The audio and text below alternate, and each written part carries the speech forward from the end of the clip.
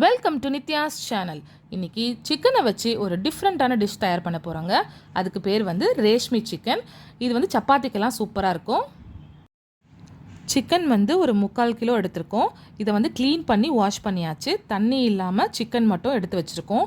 இப்போ இதில் வந்து ஒரு 3 டேபிள் ஸ்பூன் அளவுக்கு நல்லா தயிர் சேர்த்துக்கலாம்.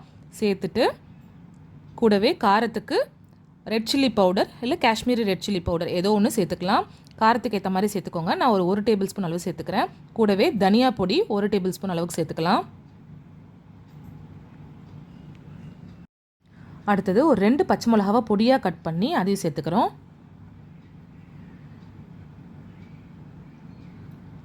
கருவேப்பிலை கொத்தமல்லியை நல்லா வாஷ் பண்ணிவிட்டு ரொம்ப பொடி பொடியாக கட் பண்ணி அதையும் சேர்த்துக்கலாம். ஒரு 1/2 லெமனை இதில் புழிஞ்சு விட்டுக்கலாம்.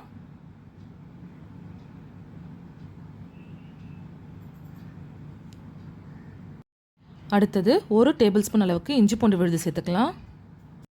கூடவே ஒரு 1/2 கப் ஃப்ரெஷ் க்ரீம் ஆட் பண்ணிக்கலாம்.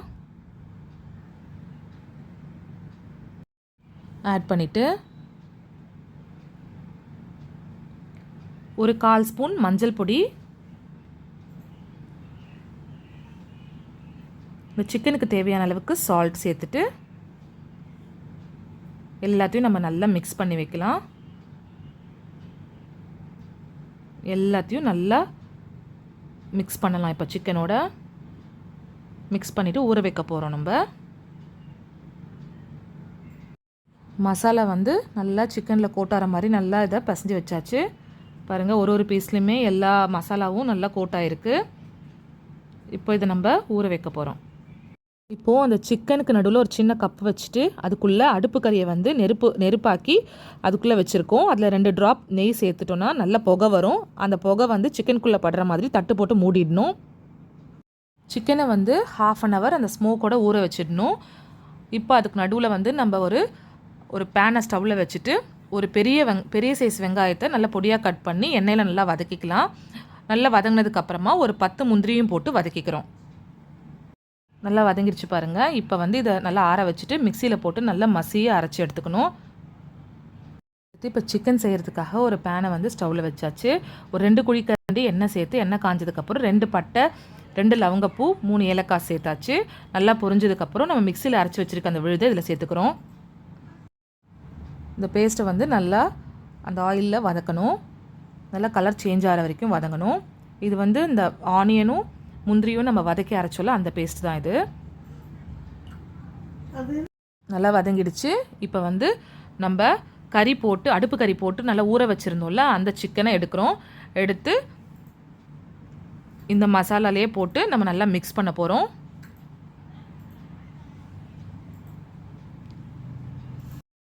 சிக்கனை வந்து நல்லா வதங்கினதுக்கப்புறமா ஒரு 1/2 ஸ்பூன் கரம் மசாலா சேர்த்துக்கலாம். சேர்த்துட்டு இந்த கிரேவிக்கு ஏற்ற அளவுக்கு உப்பு சேர்த்துக்கலாம்.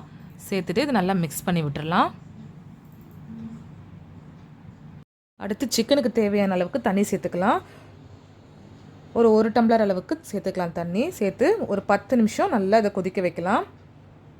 சிக்கன் ரொம்ப வெந்துட்டாலும் நல்லா இருக்காது, ரப்பர் மாதிரி இருக்கும். நல்லா ஜூஸியாக கன்சிஸ்டன்சிக்கு வர அளவுக்கு நம்ம நல்லா வேக வச்சு இதை எடுத்துக்கலாம்.